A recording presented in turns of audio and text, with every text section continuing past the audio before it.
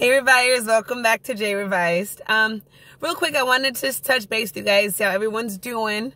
And I want to say thank you for everybody, that stuck with me. And, I missed so many comments. It's crazy. My phone, it just sucks. It just does. So sometimes it'll give me an alert saying I got a message, sometimes it doesn't, which, it just sucks. So for those that I have not responded to, please know I'm going to respond. I promise. I just got to catch up. I'm a little behind, I see. Anyway, that's not what this video is about. I actually wanted to give you guys a little bit of encouragement. I just got off work. We got off early today, which was kind of nice. But I just want to give a huge just encouragement to people. I know social media has got everyone stressed out and overwhelmed, and the news ain't helping none, but aside from the coronavirus itself, life itself on top of that, it's is there no oxygen? I don't know about you guys, but I've been short-winded a lot lately, and it ain't because the girl gained some weight, which I did gain some weight, but it's I don't know, it just feel like life is overwhelming. So anxiety is on 1,000, right? Well, I was praying earlier, and I was like, God, give me direction. I definitely had more peace than anything lately, but, I know people around me are definitely in a struggle, mentally, because work might be compromised, furloughs, whatever are happening, and all this stuff, bills still coming at the same amount that were coming before these possible assisted amounts. Although and I don't say that I don't think anyone's ungrateful, but life is still punching. Was moral of my story, So I was sitting at my desk today, and it was God spoke to me, and he was picture how your kids feel when they're hungry. And I don't mean that, I'm not trying to be extra, holier than thou or whatever, but just think about it for a second. Picture your kids being hungry, right? And they don't really, especially little kids, we got elementary age kids like me, they're not really processing the process at all. They just think, hey, I'm hungry, I want a snack and I want a meal, and then I want another snack, but I want them all right now. You know what I mean? There's no patience. There's no, the way, they don't get the waiting period from the moment you realize you need to eat or know you need to eat to you actually eat. There's a whole bunch that happens in the middle.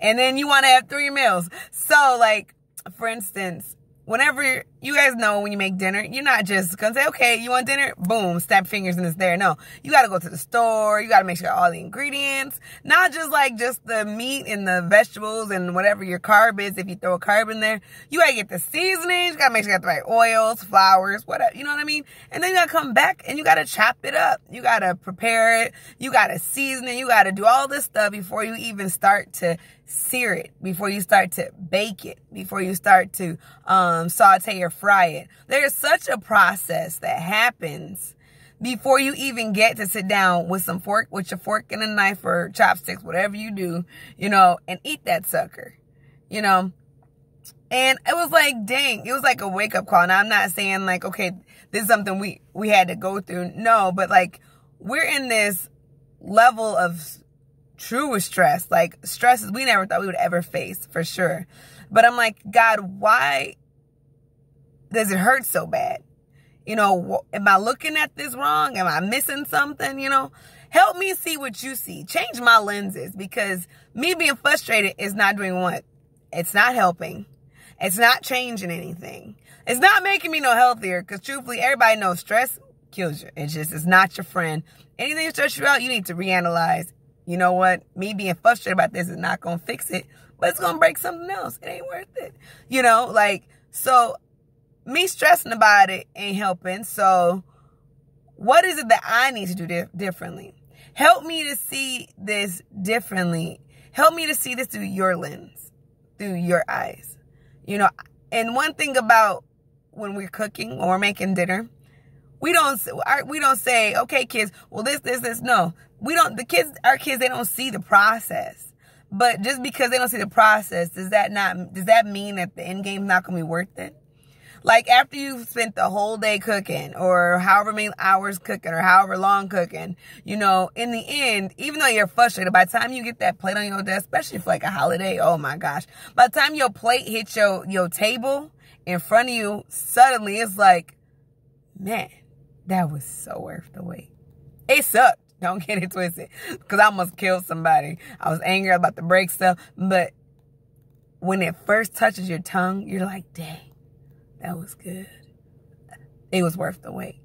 So I don't know what phase you're in. I don't know if you're battling a loved one being sick. I don't know if you're battling being frustrated because you might lose your house due to the situation. I don't know if you're battling, you know, losing your vehicle or whatever the situation, or losing your job. I mean, I get that because my thoughts were like, well, I have one. You know, I get that on another level.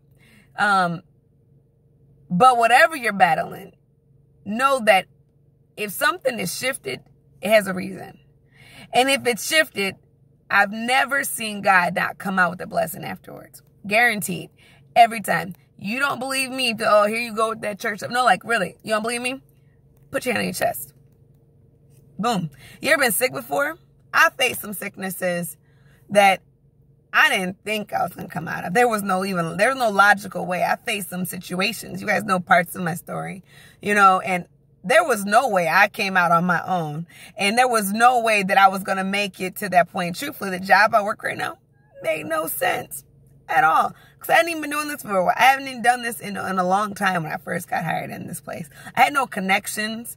And I had tried to get this place for like years, you know.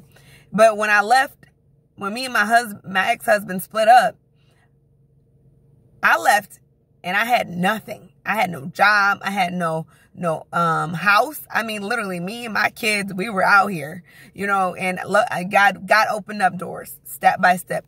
I never saw the end game before I left, but I knew I was stepping in obedience. God said to move, I moved. I moved blind, okay? It was like, you're sick. Now you lost your job. Now you're homeless. Now you got all this stuff. And now you're getting divorced. You got all this stuff. And now you got to step on a faith walk. I know you may not feel like you're stepping out on something, making a choice because you feel like life itself is making choices for you right now. But know that if it's happening that way, your faith in, you know what, regardless of what I can't control right now, I know God's got it. That is your faith walk. Because confirming, regardless of what you can and can't see, regardless of what you can and can't do, I'm going to trust God, and I know he's got it, and I'm going to praise him anyway. I'm going to praise him in the middle. Like, I was listening to Pastor Mike Todd's sermon today, and I love that. He was like, what about the middle? Like, oh my gosh. Because the middle's where it hurts, right? Like, it seems like the middle lasts forever. But you know what? It does end. And if you are in the middle right now, like me, and I'm pretty sure billions of people, this is not our first time being in the middle. It's not our second time being in the middle. And guess what? We're going to come out the other end again. And then that's how we're going to know we grew. That's how we're going to know we're in the next phase. We're going to the next level. And not only are we going to our next level and our next phases, people that we run into, they may not meet another pandemic, but they might have a new situation that maybe it fits certain scenarios that you're encountering right now. This encounter will help encourage and save somebody's life later. So I don't know why we're in this, but I do know if we're in this, everything will be used for God's glory in the end. Every time. And truthfully, I'm thankful that I'll be able to stand and give him glory. And if I die today, guess what? I'm going to be thankful that I'm up in heaven worshiping with him. And I left my kids knowing, hey, you guys know who to go to. You know what to do. So while you're in this battle, while you're facing this encounter, while you're facing these challenges, look at it as, okay, God, this sucks. He knows your thoughts. No need to fake now, right? This sucks, but you know what? Whatever it is that you want me to do or see, let me see it and let me do it. That way, when we come out this thing, I get to give you the glory and say, look, y'all, I told y'all my God was, he was cold out here, you know. And, you know, I have a refreshment on another level. I know people are so hyped up on Easter and all that stuff, but truthfully, what happens when there is no holiday. And are we hyped in? I think people get stuck on just certain holidays and then they move on. No, like every day is Easter for me. Every day. And every day I get a new revelation. And don't get it wrong, I'd be lying if I said I don't get frustrated, overwhelmed, or even, weary sometimes. But God always puts it back into perspective. Like, hold up. Remember I got you? Remember I brought you? But he never once, one thing I love about God, he never lies. Right? So like, when I went through my transition, he never once said it was going to be easy. Actually, he guaranteed me it was going to be terribly hard. And it was going to be truly scary. I'll never forget that. But he was honest. But he did also say I was going to make it. So here I am. Evidence of it. Fruit of it. That was what, 4 years ago? And now look at me. So I'm not in the greatest. I'm not in the bad. I'm in a great place.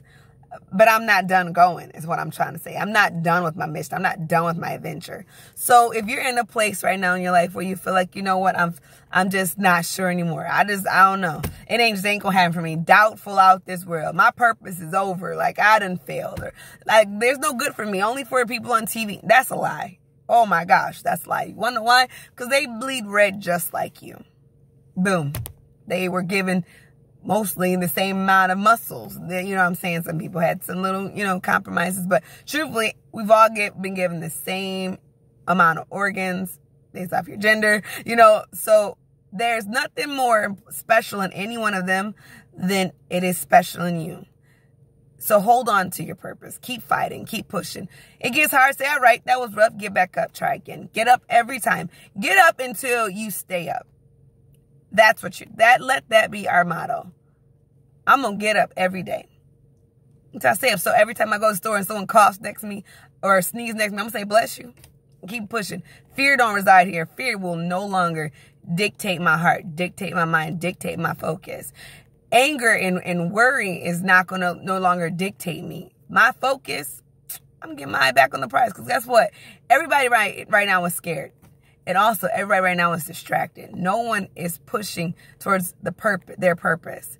I'm not saying go out and party. Let me make that clear. Like, follow your laws for sure. Keep your social distancing and all that stuff. However, while you're at home in the quarantine, your quarantine is not your prison and your punishment. That is your preparation. That is your waiting place. That's the place where you prepare for your next round, wherever he's ready to send you to, whatever your next goal is, whose life you got to help save, impact, change, whatever it may be. That is the place you are preparing. So go prepare. Don't be frustrated. Don't be over anxiety, because that's the devil trying to keep y'all distracted, trying to keep us distracted. Ain't got time for that. We got too much to do.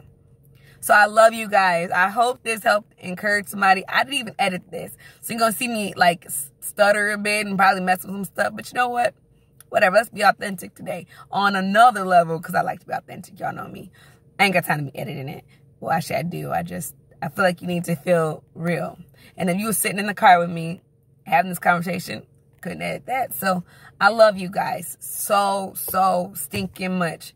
And I appreciate y'all. I appreciate every one of you guys. Those that, been taking the time just to watch, and honestly, you guys have really encouraged me. I love how encouraging everyone is. I never really kicked it with girls all the time just because there was so much hate. And I can honestly say you guys have all proved me wrong. There is a line of you guys, like just beautiful. You girls just like love all over. You are beautiful, every one of you guys. And I just appreciate you on another level. So thank you for coming. Please stay with me. I'm working on trying to rock it out. I just got to really learn how to prioritize my time right on another level. But I love you guys. Please remember to like, share, and subscribe. And you know what? Truthfully, just even if you don't subscribe, even if you don't like, I don't even care. But if you know someone that could use a little bit of encouragement, share it. Share it with them. I'm a firm believer in. One of my ex-pastors told me, never let a good thought go unspoken. Right? So simple. But it was so deep and it was so real. Like, why would you want to? You got something good. Why not share it? Why not? So let's share it. Let's share joy. Let's share love. Let's share encouragement. Let's share peace. It starts in our minds. So let's help each other out. I love you guys. Bye.